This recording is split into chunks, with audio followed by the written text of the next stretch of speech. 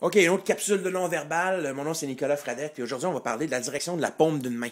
Donc, la direction de la paume d'une main, dans le fond, là, on a déjà parlé sur le blog, vous regarderez un de mes articles, je mentionnais que la direction de la paume d'une main est très importante, ça peut démontrer de la supériorité ou de la vulnérabilité. Ici, on a un exemple parfait.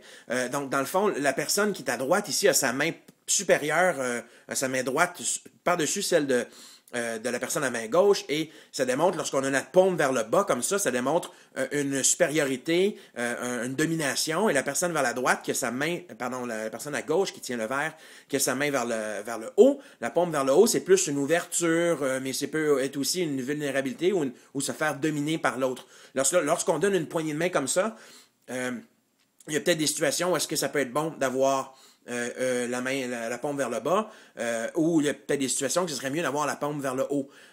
Par exemple, si vous êtes pour négocier très sérieusement avec quelqu'un, peut-être que vous pouvez essayer d'avoir la paume vers le bas, comme ça vous allez déjà avoir peut-être un avantage psychologique. Si vous, par exemple, vous passez une entrevue et vous voulez un emploi, ce serait peut-être mieux de tourner votre paume vers le haut, laisser votre employeur avoir la domination, si on veut, ce qui est un peu plus normal dans une relation d'une entrevue là, pour un emploi. Mais ici, dans le cas dont on parle, et ceux qui connaissent l'émission Survivor, c'est une émission qui, les deux personnages qui sont à la télévision en ce moment sont assez connus, et la personne qui est à droite est clairement la personne qui domine, celle à gauche. Celle à gauche recherche beaucoup l'approbation des autres, est beaucoup plus insécure, et celle à droite est beaucoup plus un leader, quelqu'un qui va dominer justement les adversaires. Donc cette poignée de main-là est très indicatrice de la relation qu'ils ont entre eux. Puis on va le voir quelques secondes plus tard, ils vont se redonner une autre poignée de main. Et ça va être exactement la même chose qui va se passer.